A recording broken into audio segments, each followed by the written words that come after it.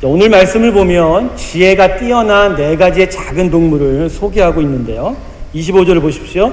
힘이 없기로는 먹을 것을 여름에 준비하는 개미다. 26절을 보면 약하기로는 집을 바위 사이에 짓는 사반. 이 사반이라는 건 이제 사막의 토끼 정도를 생각하시면 됩니다. 27절에 보면 임금이 없어 리더가 없으나 다 때를 이루어 살아가는 메뚜기. 28절을 보면 손에 잡힐만 하여도 왕궁에 사는 도마뱀. 이 4가지의 동물을 매우 지혜로운 동물이다라고 본문은 소개하고 있습니다. 이 4가지 동물의 공통점은 2가지인데요. 첫 번째는 작고 약하고 미천하다는 것입니다. 외양에 보기에는 너무나 작고 약하다는 것이죠. 그러나 2번째 공통점은 그럼에도 불구하고 자신들의 작고 연약함을 지혜를 통해서 극복하며 살아간다. 그래서 오늘 본문의 첫째 절인 24절은 이렇게 우리에게 말씀합니다. 땅에 작고도 가장 지혜로운 것이 있으니 넷이 있나니 작지만 지혜롭다. 그러니까 외양의 작은 것과 내면의 지혜가 서로 대조되고 있으면서 우리에게 무언가 지혜를 가르쳐주고 있습니다. 오늘 말씀은 동물들의 생태를 기록한 생태학 도감이 아닙니다. 이 작은 피조물을 통해서 우리를 깨치려고 하는 하나님의 영적 지혜를 기록한 말씀입니다. 겉으로 보기에는 결코 축복받았다라고 보이지 않는 이런 작고 약한 동물이지만 그 안에 하나님께서 미리 주신 그 지혜를 활용함으로 말미암아 오히려 외양의 작음에 굴하지 않고 더 뛰어나고 큰 동물보다 더 우월한 삶을 살게 되는 것을 말씀하심을 통해서 하나님의 지혜가 우리에게 있다면 우리가 아무리 연약하고 어려운 경우를 당한다 할지라도 우리 인생에는 반전의 은혜를 통한 온전한 축복이 있다라는 것을 오늘 본문의 말씀이 가르쳐주고 있는 것입니다. 할렐루야. 이 귀한 은혜가 여러분 가운데 있길 주님의 이름으로 축원합니다. 성경은요, 대부분의 경우에 있어서 작고 미천한 존재와 부하고 화려한 존재를 일부러 서로 비교합니다.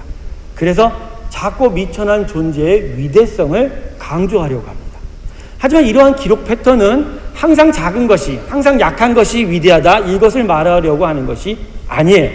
하나님은 창조자이자 선한 통치자이십니다. 그분의 창조의 섭리는 항상 선하십니다. 그러기에 작거나 크거나 미약하거나 크게 보여도 그 모든 것엔 다 하나님의 축복이 다 가득해 있는 것이죠.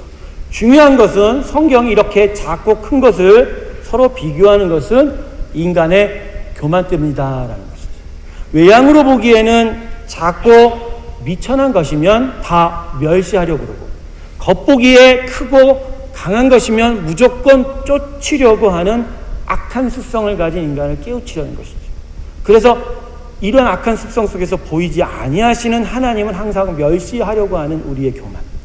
외양으로 보기에 커 보이고 먹음직스러워 보이면 무조건 좋아하고 그런 거짓을 행하는 우상들에게 좋아하기를 좋아하는 우리들의 교만, 우리들의 이 죄악을 꾸짖으시면서 정말 참되게 중요한 것이 무엇인가에 대해서 우리에게 귀한 가르침을 주고 있다는 것입니다. 그래서 하나님은 오늘 말씀을 통해서 우리에게 아무리 우리가 작고 미천한 존재일지라도 그 안에는 하나님의 놀라운 지혜가 있다. 그래서 그 지혜를 통해서 하나님은 오히려 큰 것들을 부끄럽게 만드신다라고 가르쳐 주십니다. 할렐루야.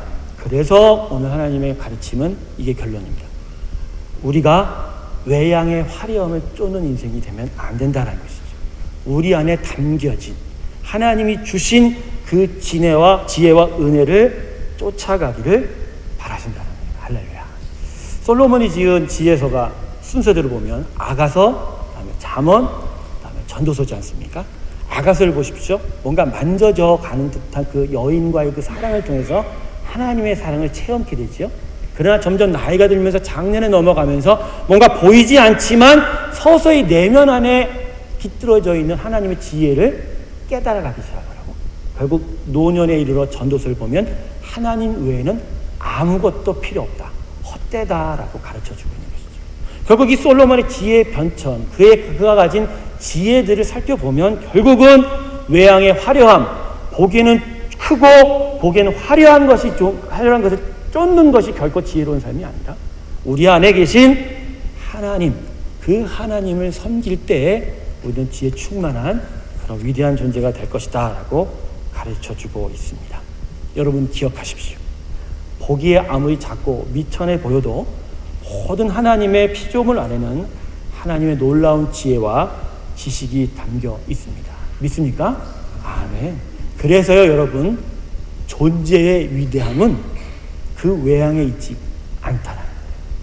어느 한 미물이라도 그 존재가 위대하다고 평가받는 것은 그 존재에 깃들인 하나님, 그 내면 안에, 그 삶 안에 하나님이 얼마나 계시고 얼마나 충만하게 그의 인생을 그의 삶을 다스려 가는지에 대해서 결정이 된다는 것입니다.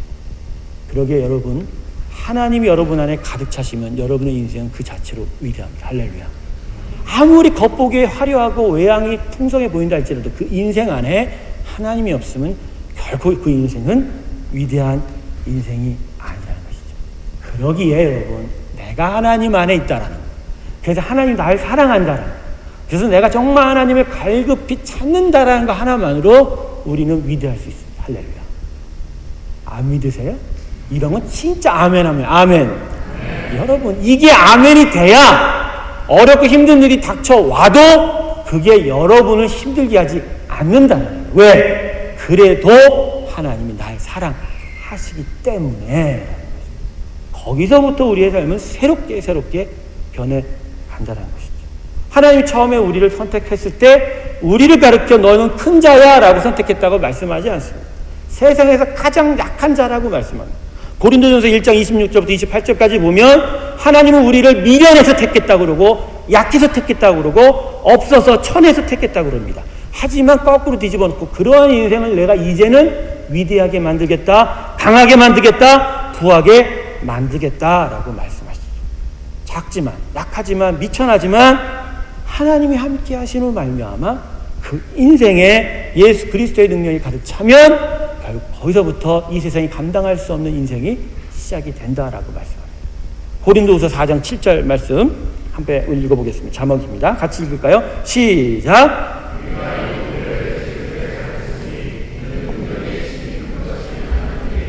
우리에게 있지 아니함을 알게 하려 함이니라. 아멘. 우리가 질그릇이라고 했어요.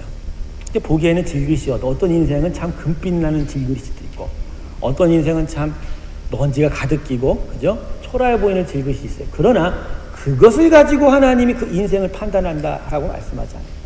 하나님이 그것을 가지고 저 사람은 낫다, 이 사람은 낫다 이렇게 평가하지 않는다라는 거예요. 우리는 평가할지 몰라도 하나님 그렇게 평가하지 않는다. 여러분, 우리 인생의 결론은 어디 앞에서 나타난다고요? 지금 여기서 나타나는 것이 아니라 주님 앞에 섰을 때의 평가가 나타나는 것입니다. 그러기에 하나님의 평가, 하나님 보는 시선이 중요한데 우리 모두 다 질그릇인데 결국 중요한 건 뭐냐? 우리 안에 뭘 담겼는지, 우리 안에 지금 무엇을 담고 사는지에 대해서 하나님 보신다. 여러분 인생 안에 가장 보배로운 것은 무엇입니까? 오늘 본문은 능력의 심이 큰 것이 어디에 있다고요? 하나님께. 여러분 인생의 그릇에 하나님이 지금 가득 담은 줄로 믿습니다. 나는 믿는데, 저는 정말 믿는데 우리 하나님 그렇게 보고 계시냐 중요하겠죠. 그죠? 저는 그랬어요. 난 여러분을 보면 항상 믿어요. 얼마나 하나님의 보물이 여러분 10년 가운데 가득 차 있는지 정말 믿어요. 그래서 정말 존중해요. 존경해요. 근데 하나님은 어떻게 생각할지 두렵고 떨리지 않습니까? 여러분 사람의 시선이 중요한 게 아니라 하나님이 나를 보는 시선이 중요하다. 그것을 오늘 기억하시기를 주님의 이름으로 축원합니다. 결론은 그거예요. 우리 안에 하나님이 계시면 내가 존귀케 되고 위대하게 된다라는 것이죠. 이걸 여러분 마음 안에 기억하신 여러분 되신 주님의 이름으로 축원합니다. 그래서 오늘 말씀 우리에게 주어진 지혜가 얼마나 귀한 것을 깨달아요. 먼저 그 지혜가 주어졌다는 것에 대해서 우리가 감사해야 되고 또 그런 지혜가 결국 우리를 어떻게 바꿔갈지에 대해서 아주 귀하고 구체적인 은혜들을 가르쳐주고 있습니다. 여러분 오늘 네 가지 동물을 통해서 이 네 가지 동물 안에 담겨진 하나님의 반전의 은혜, 그 지혜를 여러분이 다시 한번 깨달으면서 여러분 이 땅에 매이지 않고 하늘의 삶을 살아가시는 귀한 은총이 있기를 주님의 이름으로 축원합니다. 자, 네 가지 동물 하나하나씩 살펴보도록 하겠습니다. 첫 번째로 힘이 없는 종류인 개미입니다. 아굴이라는 사람이 이 잠언을 썼는데, 특히 솔로몬이 아니라 이 계민을 통해서 우리에게 전해주고자 하는 지혜는 세 가지로 구분할 수 있습니다. 첫 번째, 계민은 부지런하다는 것. 부지런한 것도 지혜예요. 여러분, 개미가 조용히 가만히 있는 모습을 보신 적 있으세요? 보신 적 있으세요? 없죠. 제 기억으로 저도 그래요. 제가 살면서 개미가 가만히 있어 걸 내가 본 적이 없어요. 본 적이 없어요. 개미는 항상 발발거리고 다녀요. 발발거리고. 엄청나게 늘 분주하게 움직인다는 것이죠. 왜 이렇게 움직여야 될까? 이렇게 계속 움직이면서 그런 특유의 부지런함으로 말미암아 엄청난 양의 양식을 모으게 된다. 두 번째로 개미에게 있어서 뛰어난 지혜는 예비하는 지혜다. 예비하는. 사실 왜 개미가 이렇게 부지런할 수밖에 없습니까? 왜 개미가 이렇게 부지런할 수밖에 없죠? 혹자는 개미가 겨울잠을 자기 때문에 여름에 한철 많이 해야지 겨울에 먹고 논다. 그러죠? 그래서 개미와 배짱이의 이야기가 나오지 않습니까? 기억나세요? 개미와 배짱이의 얘가? 예, 답 좀 하세요. 여러분 동화 안 읽었어요? 예. 그런데 그게 다 뻥이라는 거죠. 개미는 겨울잠을 자지 않아요. 개미는 겨울잠을 자지 않습니다. 여러분, 개미의 부지런함은 겨울잠 때문이 아니라 힘이 없어서 그래요. 힘이 없기 때문에 그때그때 모으는 양식은 얼마 되지도 않고 또 힘이 센 사람한테 다 빼앗긴다라는 거죠. 존재들한테. 그렇기 때문에 계속 부지런하게 다른 존재들이 자고 다른 존재들이 나태할 때도 계속 부지런히 움직여서 그 양식을 모아들여야 살 수 있다는 것이죠. 자, 세 번째. 그래서 세 번째 개미에게 있는 지혜는 때를 구별하는 지혜다. 약하기 때문에, 그래서 평상시에 제때에 자기 힘으로는 양식을 구하기가 힘들기 때문에 미리 남들 잘 때, 남들 안 할 때도 열심히 양식을 구할 줄을 안다라는 것이죠. 즉, 지금 이 시간에 내가 무엇을 해야만 할지에 대해서 아는 때를 아는 지혜가 바로 개미의 지혜다. 그러니까 개미에게 있어서는요, 오히려 자신의 약함을 아는 것이 개미에게는 능력이 되는 거죠. 약하니까 미리 준비해야 되고, 약하니까 빨리빨리 해야 되고, 부지런해야 되고. 그래서 많이 모으면 모을수록 자기에게 의로운 것을 개미가 깨달았기 때문에 부지런하게, 그래서 미리 예비할 수 있게 된다. 여러분, 그래서 겸손함이 만 가지 지혜의 근본입니다. 할렐루야. 겸손히 나의 연약함을 고백하고 깨달을 때 거기에서부터 하나님의 지혜가 우리에게 나타난다는 것입니다. 선포합니다. 아니, 믿으십시오. 하나님께서는 개미에게 주신 이 때를 미하는 지혜를 이미 우리에게 주셨다는 것입니다. 할렐루야. 우리가 예수 그리스도를 만나게 됐을 때 우리가 그분 앞에서 첫 번째 가져야 되는 모습이 뭡니까? 바로 나는 죄인입니다. 그래서 내가 나의 힘으로는 선할 수 없습니다. 나의 능력으로는 도저히 그렇게 살 수 없습니다. 그래서 나는 정말 뭐가 필요합니까? 이제 예수 그리스도가 필요합니다.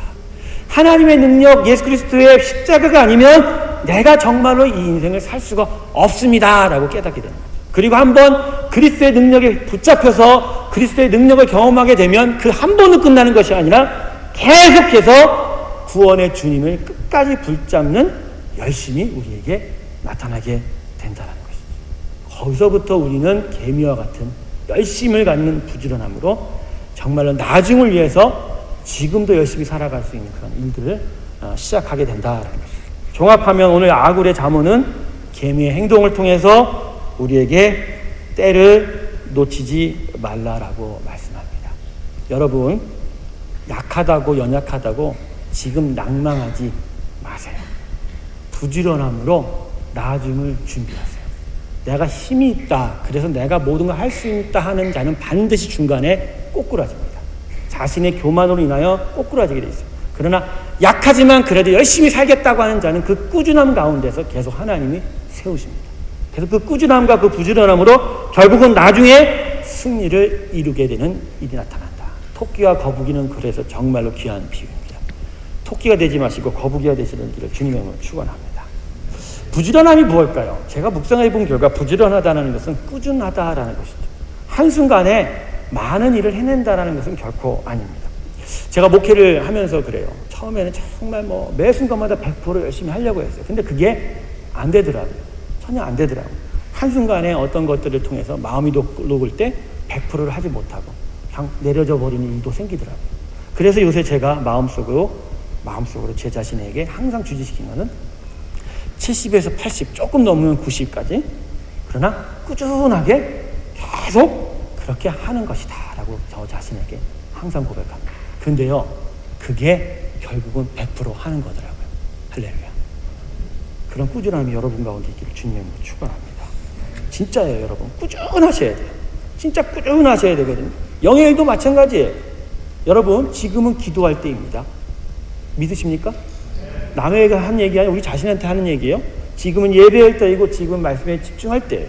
항상 우리의 시간은 지금입니다. 그리고 그 지금의 우리의 시간은 기도하고 말씀에 집중하고 예배할 시간이라는 것이죠. 그러다가 어느 날 갑자기 도적이 우리에게 오듯이 호련히 세상이 우리를 시험하고 영적 공격이 우리에게 올 때 이미 이전부터 계속하여 기도하고 예배하고 말씀에 집중했던 자들은 복을 받습니다.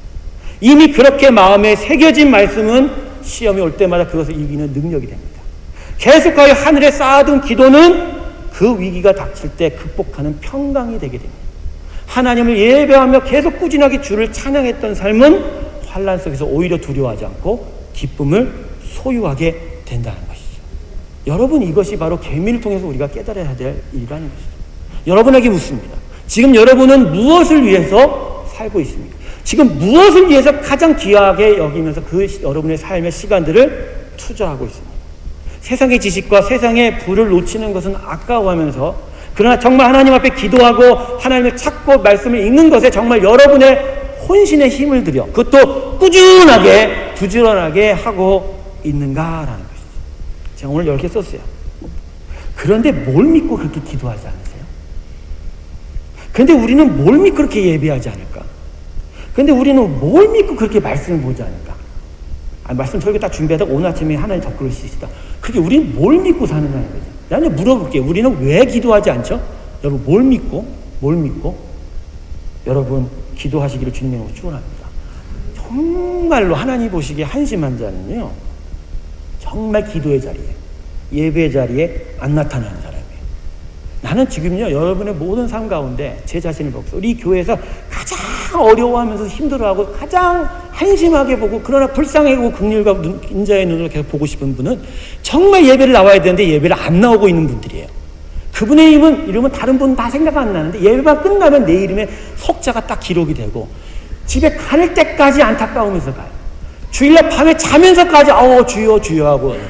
근데 이게 사람의 마음인 줄 아세요? 안 그래요. 절통에서 하나님이 아쉬워하시고 하나님이 한탄하신다. 왜 그럴까요? 그 인생에 앞으로 닥칠 일들을 생각할 때 하나님이 미리 쌓아두고 미리 준비해 줄 것을 원하시는데 아무것도 알지 못하고 깨닫지 못하고 지금 도대체 뭘 하느냐라고 얘기하는 거예요. 분위기 싸하네. 그러니까 내가 잠언을 하면서 좀 조용히 하려고 했더니 왜 또 이렇게 하나님이 그렇게 쓰시는지 모르겠어요. 그런데요, 결국은 들어야 살거든요. 성경 말씀의 90% 중에 한 40%가 위로고 나머지 50%가 징계와 견책이라는 거. 나머지 10%는 하나님이 예수가 누군지에 대해서 가르치는 지식이라는 거. 칭찬은 없다라는 거. 성경 보시도 깨닫지 않습니까? 성경이 항상 그렇게 가르치거든요. 그러니까 성경을 가르치는 목사는 칭찬을 할 수가 없어요. 내려가서 여러분 칭찬하죠. 사랑합니다. 열심히 하시네요. 정말 성공하고 싶습니다. 근데 이 자리만 오면 하나님 그렇게 시킨 걸 내가 어떻게, 나는 모르겠어요. 나한테 뭐라고 하지 마세요. 저분한테 그러세요. 저분께서 하시는 거예요. 나도 힘들어 죽겠어요. 결론적으로 구원의 삶은 예배하는 삶이다. 여러분, 왜 예배하는 삶입니다. 여러분에게 임한 구원이 지금 완성됐어요? 여러분에게 임한 구원이 지금 완성됐냐고? 아니에요. 완성의 시간은 미리 앞으로도 남았다는 거죠. 저 앞에 있거든요. 하나님이 가는 대로 좀 따라가야 되는데 그분이 우리를 이끄는데 우리가 따라가지 않는다는 거예요. 누군가 그랬어요. 지금 내 인생은 여름인 것 같지만 곧 겨울이 온다라고 얘기했어요. 곧 겨울이. 부지런히 주님 앞에 서시길 주님의 이름으로 축원합니다. 두 번째로 약한 종류인 사반입니다. 사반. 아까도 사반은 얘기했는데 사반은 토끼라고 얘기했죠. 사반을 통해서 이 아굴의 잠언이 우리에게 가르치고자 하는 지혜는 의탁입니다. 지난주에도 우리가 의탁에 대해서 배웠는데 오늘은 좀 달라요. 자, 사반은 아주 작은 토끼 종류라서 스스로가 약한 존재이기를 알아요. 겁도 많고. 그래서 자기를 보호하기 위해서 집을 짓는데, 피난처 요새를 만드는데 어디다 짓는다고요? 바위 사이에 그 어떤 동물도 들어와서 해치지 못하는 그런 견고한 바위 사이에다가 자신의 굴, 요새를 만든다라는 것이죠. 자신의 목숨을 위해서 가장 강하고 견고한 것이 무엇인지를 깨닫는 지혜가 사반에게 있다는 것이죠. 바로 나갑니다, 여러분에게. 이 사반을 통해서 오늘 아굴은 우리에게 너희는 지금 무엇을 의지하고 사냐라고 묻습니다. 너희가 지금 의지하는 것이 정말 저 사반이 견고한 바위사에 집을 짓는 것과 같이 가장 견고한 피난처 요새를 의지하면서 사는 인생이냐라고 우리에게 물어보고 있다는 것입니다. 혹시 여러분의 가진 것과 내가 속한 관계와 내가 쌓아둔 공로를 의지하고 있지는 않습니까? 그것이 나를 지켜줄 것이라고? 아굴의 잠언은 오늘 우리에게 이러한 기대와 의지는 어리석다라고 가르칩니다. 왜요? 결코 견고한 도피처가 안 되기 때문입니다. 우리가 의지한 것들이 정말 견고한 요새가 됩니까? 사도행전을 묵상하지 않습니까? 바울이 로마로 가다가 지중해에서 유라굴로라는 강풍을 만나게 되었어요. 하나님 성령을 통해서 바울에게 가지 말라고 가르쳐줬는데 바울의 말을 선주와 백부장이 듣지 않았어요. 왜 그들이 안 들었죠? 바울의 말보다는 뭘 의지했죠? 그들의 지식과 경험과 그 배의 튼튼함을 의지했단 말이에요. 그래서 결국 1시간도 못해서 마치 바람이 설설 부는 것 같지만 갑자기 내륙으로부터 불어오는 유라굴로라는 북서풍 때문에 결국 그들이 몰타에서부터 어디까지? 그러니까 저기 멜리데 섬에서부터 저 시실리 섬 밑에 몰타까지 떠내려가지 않았습니다. 결국은 사도 바울의 음성을 통해서 모든 생명이 구원을 받을 것이라 했지만 배도 쪼개지고 모든 물품도 다 버려지는 난처한 일을 당하지 않았는가. 저는 그 본문을 보면서 우리가 정말 무엇을 듣고 무엇을 의지해야 될지에 대해서 다시 한번 내 자신을 깨닫게, 내 자신을 책망하고 내 자신을 돌아보게 되었습니다. 정말 하나님의 말씀, 정말 우리 안에 계셔서 정말 우리를 지키시려고 하는 하나님의 말씀에 내가 의지하고, 정말 내가 울타리처럼 생각하고 있는 말씀, 울타리 생각하는 내 돈, 내가 가진 그 모든 체력, 모든 명예, 이런 것들을 내가 의지하고 있지 않을까. 여러분의 울타리의 모든 것들을 걷어내어 가시기를 주님으로 소원합니다. 여러분, 하나님의 믿음의 삶의 인도는 결국 여러분이 쓸데없이 의지하는 그 울타리들을 하나씩 뽑아가시는 거예요. 무너뜨리시는 거예요. 그리고 그 울타리를 뭐로 삼냐? 하나님의 말씀을 담고 하나님의 기도로 세우고 하나님께 드리는 찬양으로 세우고 하나님께 드리는 고백으로 세워간다는 것이죠. 우리는 돈으로 살 수 없어요. 우리는 명예로 사는 게 아니에요. 우리가 속한 공동체, 우리가 가진 체력 이거 갖고 사는 게 아니에요. 그거 다 무너져가는 거예요. 25살에 공황장애 주셔서 3년 동안을 집안에서 밑바닥 인생을 산 나에게 다시 일어났을 때 난 울타리가 없었어요. 돈도 없고 학력도 없어요. 그때 가서 제가 무슨 고대 경영학과 나왔다고 그거 학력 유력서 집어넣는다 나 뽑아주는 사람도 없다고요. 28살, 9살 다시 시작한 내 인생엔 울타리가 없더라고요. 돈이 없어요. 울타리가 없더라고요. 근데 내 옆에 딱 있는 건 아내를 통해서 왔던 교회를 다녔던 예배, 그래도 천천히 주님을 만났던 예배, 기도, 이것들이 내 울타리가 되어가기 시작했더라고요. 그게 나를 지금까지 지킨 것입니다. 할렐루야. 여러분, 의지하지 마세요. 정말 뭘 믿고 사세요. 뭘 믿고 사세요? 여러분 인생의 울타리가 기도가 되셔야 됩니다. 기도 되셔야 돼요. 여러분 정말 기도의 자리에 나오시고 주님을 축원합니다. 우리 교회 정말 필요한 거 기도예요. 하나님이 새 일을 행하셨다라는 거, 말씀의 능력을 주신다라는 거, 그게 여러분 가운데 뭐로 나타나야 되냐면 기도로 나타나야 되는 기도. 기도가 여러분의 의지가 되어야 된다는 거죠. 할렐루야. 이 찬양 같이 부를까요? 오 놀라운 구세주 예수 내 참 능력에 주시로다. 참 능력에 주시로다. 큰 바위 및 샘 솟는 그곳으로, 큰 바위 및 샘 솟는 그곳으로 내 영혼을 숨기시네. 메마른 땅을 종일 걸어가도, 메마른 땅을 종일 걸어가도 나 피곤치 아니하며 저 위험한 곳 내가 이를 때면 큰 바위에 숨기시고 주 손으로 덮으시네 주 손을 덮으시. 그래요, 찬송해요. 큰 바위에 숨기시고 그것도 모자라서 주님의 손으로 어떻게 하신다? 덮으시니. 우리를 해하려고 덤벼드는 그 모든 것들이 우리에게 끔찍할 수도 없고 달려들 수도 없는 것이지요. 그런데 돈과 명예와 내가 가진 모든 것은 그냥 덤벼들면 우르르 무너지게 돼 있다라는 거예요. 욥의 고난을 허락하신 하나님은 결국 욥이 의지했던 그 울타리를 무너뜨려 가는 거예요. 그리고 거기에 기도로 담을 쌓고 예배로 울타리를 만들고 신앙의 고백 위에 쓰고 그리고 하나님을 믿는 귀한 그 마음들이 자신을 온전하게 보여져가는. 그래서 하나님 그 안에서 역사해가는 일이 나타나게 된다. 기억하십시오. 고백하십시오. 예수만이 우리 인생의 반석이요 피할 바위시요 요새이자 산성되십니다. 할렐루야. 아멘. 세 번째입니다. 임금이 없는 메뚜기. 자, 아굴이 이걸 통해서 우리에게 주는 지혜는 함께라는 지혜. 투게더, 함께. 메뚜기는 벌과는 달라요. 벌은 여왕벌이 있어요.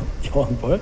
그러나 메뚜기는 왕이 없답니다. 왕이 리더가 없답니다. 임금이 없지만 전투 대응을 벌인 군대처럼 움직인답니다. 그래서 메뚜기 한 마리 놓고 보면 에게 이게 무슨 힘이 있을까 하지만 그러나 메뚜기가 때로 모이면 그래서 그것이 휩들고 지나가기 시작하면 거의 핵폭탄이 일어난 것처럼 모든 땅이 다 황폐되지 않습니까? 하나님이 약한 생물에게 주신 지혜 중에 지혜는 바로 이 떼를 지어 다니는 것입니다. 한두 마리로는 쉽게 잡혀 먹이니까. 그러니까 떼로 몰려다니면서 아무도 건드릴 수 없게 만든 그 미물에게 주신 지혜가 바로 떼를 짓는 것이다. 여러분, 그래서 여러분 작은 미생물들 보세요. 동물들 보세요. 다 떼 지어 다녀요. 떼 지어. 그래서 이 메뚜기에게 주신 지혜가 우리에게 어떻게 전해집니까? 함께 움직여서 힘을 발휘하는 지혜를 갖게 됩니다. 여러분, 그러기에 여러분 성도는 하나님이 주신 지혜를 통해서 결국 어떻게 살아야 된다? 교회로 뭉쳐 살아야 된다. 난 예수 믿는데 교회 안 나가도 돼. 이 사람이 제일 어리석은 사람이에요. 왜? 신앙의 시작은 나 혼자 시작했지만 신앙의 완성은 함께 이루어 가기 때문에. 이거야말로 여러분 기억해야 돼요. 교회는 그래서 존재하는 거예요. 교회 조직, 교회 문화 이런 것들이 다 싫지요. 근데 그 싫은 것도 결국은 나를 다듬는 은혜고 결국 그런 것들을 통해서 내가 결국 하나님의 은혜를 더욱더 체험할 수 있는 그런 일이 된다라는 것이죠. 신자는 메뚜기 같습니다. 혼자서는 아무것도 할 수 없어요.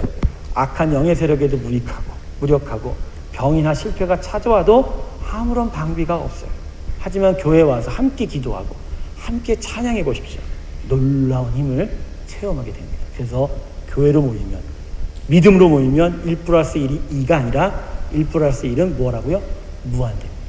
기억하십시오. 1+1은 뭐라고요? 무한대. 그게 되는 곳이 어디라고요? 교회라는 것이에요. 할렐루야. 아니 메뚜기가 힘을 합해서 뭉쳐 다녀도 이런 일이 벌어지는데 하물며 하나님이 가장 존귀한 자라고 여기시는 사람이 모여 기도하는데 그러면 하나님이 어떤 역사를 안 벌이겠냐? 안 그러겠어요? 오늘 아굴이 우리한테 얘기하는 거예요. 근데 왜 뭘 믿고 기도 안 하세요? 뭘 믿고 안 나오냐는 거예요, 교회에. 나는 참 희한한 거예요. 수요 저녁 예배 오시기 주님으로 축원합니다. 정말 하나님이 하신다니까요. 제가 수요 지난 저녁 예배 때 기도하는데 놀랐어요. 제가 계속 기도 인도를 하면 기도하다가 보통 3분에 꾸그러지는데 아니요. 성도님들이 기도가 살아서 2분, 3분, 5분, 10분이 지나는데 쭉쭉쭉 나가는 거예요. 그만큼 기도에 힘이 있는 거예요. 그런 기도에 힘이면 벽을 뚫습니다. 장애물을 뚫어버립니다. 산을 뚫어버린다는 거예요. 할렐루야. 이런 능력이 여러분 가운데 있어야죠. 무슨 능력으로 살려고? 세상 능력으로 산다고? 교회 오지 마세요. 교회는 세상 능력 갖고 사는 데가 아니라니까. 그거는 어느 정도의 한계는, 능력은 있죠. 그러나 한계는 뚫지 못하죠.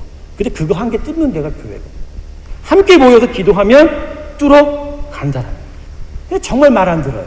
정말 예수 믿는 사람 말 안 돼요. 저도 마찬가지예요. 정말 같이 모여 기도하는데 같이 정말 안 모여요. 근데 모이지 말라는 사람들이 모여. 조폭들. 진짜 모이지 말라. 이런 점에서는 얘네들이 우리보다 나아. 지혜가 있잖아. 안 되니까 모여 살잖아. 아니, 이거 정말 심각한 거네. 걔들은 모여 살아서 지들이 원하는 거 다 하는데, 왜 우리는 왜 안 모이냐는 거예요. 뭘 믿고 안 모여요, 여러분? 아니, 진짜 뭘 무슨 일이 아니라니까요, 진짜. 조폭도 못 이겨요, 교회가. 조폭도 못 이긴다니까. 아, 나 참, 교회가 능력이 없는 이유가 이런 거예요. 모여서 기도를 안 하니 능력이 어디요? 수요 예배 오세요. 우리 교회는 모여 기도할 때 수요밖에 없잖아요. 그죠? 주일날 기도만 하려고 하면 밥 먹어야 되게 시간 짧다고 막 이러시잖아요. 시간 보고. 지금도 시간 보잖아요. 어? 진짜. 근데 어느 날 진짜 4시까지 한다니까요. 제가 11월 달에 한국 가서 부흥회를 3일을 하는데 저보고 1시간만 해달라고 그래요. 2시간 한다고 그랬어요. 2시간. 할 수 있다니까요, 저는. 느리고 또 늘릴 수 있어요. 계속 뭘 믿고 그러는데요. 계속 하면 된다니까요. 여러분, 조폭보다 나으시기 주님을 축원합니다. 진짜 모이라고 한 사람들이 안 모이고 모이지 않아야 될 것들이 모이는 이 세상을 뒤집어 버리려면 결국 하나님의 택한 백성들이 모여 함께 하나님의 나라를 세워가고 위에 기도할 때 거기서 병자가 나고 귀신이 쫓겨나고 더러운 영들이 쫓겨나고 아버지의 선하고 거룩한 사람들 위에 삶고 거기서부터 우리의 삶이 새롭게 시작돼요. 강하고 담대하고 용기 있고 하나님 놀라운 영들이 우리 삶 가운데 나타나게 될 줄로 믿습니다. 네 번째입니다. 손에 잡힐 만한 도마뱀입니다. 이거 해석하기가 조금 어렵죠. 아굴이 이 도마뱀을 통해서 우리에게 주고자 하는 지혜는 당당함이다. 왜 손에 잡힐 만한 해도 왕궁에 있는 도마뱀인가? 왜 그럴까요? 도마뱀이 어떻게 왕궁에서 살까요? 도마뱀이 작지만 손에 잡힐 것 같죠? 아주 빠르고 잽싸가려서 잘 잡히지도 않는데요. 그리고 왕궁이라는 곳은 사람이 없기 때문에 오히려 왕궁에서 도마뱀이 살 수가 있다는 것이죠. 중요한 건 무슨 얘기냐? 도마뱀은 우리와 달라서 사람을 두려워하지 않는다는 것입니다. 사람은 세상의 왕을 두려워해서 왕궁 앞에도 가지 않지만 도마뱀은 그것에 구애받지 않는다는 거예요. 작아서 잡힐만 해도 그래도 나는 왕궁에 가서 잡히겠다 이런다라는 거예요. 꼭 내가 살고자 하는 바를 그대로 이루어가는 당당함이 있다는 것이죠. 여러분, 이건 결국 뭐냐? 우리가 도대체 지금 믿음이 있냐라고 얘기하는 거죠. 하나님의 믿음 안에서 정말 하나님의 담대함과 하나님의 능력이 우리 가운데 있다라면 세상의 눈치를 보고 세상의 조건 앞에서 굴복당하는 것이 아니라 마음이 녹는 것이 아니라 오히려 담대함으로 세상을 향해서 진군해 나갈 수 있다는 것을 가르쳐 줍니다. 작고 작다, 약하다라고 움츠리는 것이 아니라 하나님이 내게 계시니까 하나님의 지혜가 내 안에 있기 때문에 그분이 내 안에서 사시기 때문에 나는 당당하게 살 수가 있다는 것입니다. 그렇게 당당하게 살 때 그 사는 곳이 외양으로는 볼 땐 작고 미천한 곳이어도 거기가 왕궁입니다. 할렐루야. 왜? 왕중의 왕인 하나님과 함께 하시기 때문에. 여러분, 왕궁에 살고 계십니까? 믿음으로 정말 하나님을 믿고 그분을 담대하게 여기며 담대하게 그분 앞에 나아가며 정말 그분을 신뢰하는 그분이 계시는 곳 그 왕궁에 여러분이 계십니까? 작다고 그 왕궁에 못 들어간다고 생각하지 마세요.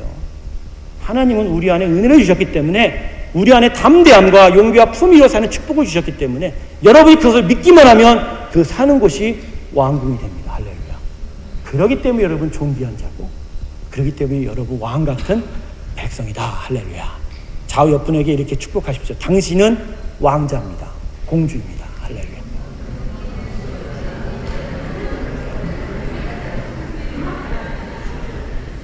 여러분은 무수리가 아니라는 거.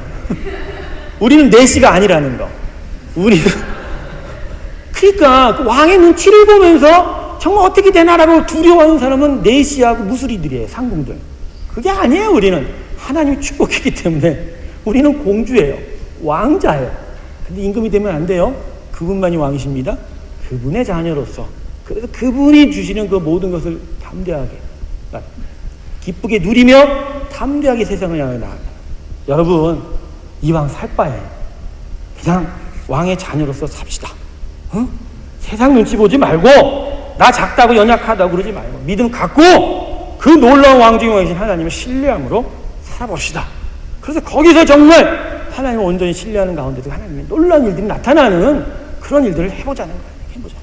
제가 3년 4년 동안 여러분에게 외친 게 아니에요. 정말 제대로 한번 해보자. 제대로 한번 해보자. 말씀을 정리할게요. 더 이상 했다가는 혼날 것 같네.